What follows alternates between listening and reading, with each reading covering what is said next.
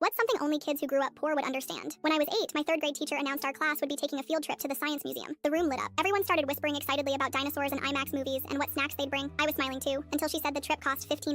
That night, I watched my mom stand at the kitchen counter, counting out grocery money in piles of singles and coins. She looked tired. Her jaw was tight like it got when bills came in. I stood there, silently holding my permission slip. "Mom, I need $15 for the field trip," I finally said. She didn't answer right away, just stared at the paper, blinking slowly. Then she sighed and said, "I'll figure something out." The next morning, I found an envelope with my name on it inside my backpack. It was fat and heavy. Inside was exactly $15. Quarters, dimes, nickels, a couple of pennies taped to a sticky note to keep them from falling out. No bills. I didn't understand at the time, but years later, I realized she'd emptied the change jar she kept in the back of her closet, the one labeled emergencies. At school, when I handed the coins to my teacher, a few kids saw, "Did you rob a vending machine?" One of them laughed. Another whispered, "You know money doesn't have to be dirty, right?" I didn't say anything, just stood there while my face burned hot. I remember trying to hold the envelope low, hoping no one else would notice. That weekend, my mom made boxed mac and cheese for dinner, but she didn't eat any. She told me she wasn't hungry, just tired. I believed her until I opened the fridge later that night and saw nothing inside except a carton of eggs and half a bottle of ketchup. The field trip was great. I still remember standing under the life-size T-Rex skeleton and thinking it was the coolest thing I'd ever seen. But even at 8, part of me knew the price of that day. Years later, I became a teacher. Different school, different kids, but the same field trip, same $15. One day, I passed out permission slips and noticed one of my students, a quiet girl named Alina, staring down at hers like it had insulted her. She didn't say anything, just folded it neatly and slid it into her folder. 2 days later, her mom dropped off an envelope filled with coins, mostly nickels. The envelope was hand-decorated with stickers, a little heart in the corner. When I opened it later, I saw $15 in exact change, plus a note in shaky handwriting that read, "Thank you for letting her go." I recognized the look in her mother's eyes when she handed it to me, that mix of pride and worry. I recognized the silence in Alina's posture, the way she avoided eye contact during lunch that day. It was like looking into a mirror I didn't know I'd left behind. That afternoon, I went out and bought a mason jar and a label maker. I wrote Field Trip Fund and stuck it on the front. I dropped in $100 of my own cash and set it on the corner of my desk. Quietly, I mentioned during morning announcements that if anyone ever needed help with trip fees, they could take what they needed from the jar. No questions, no names.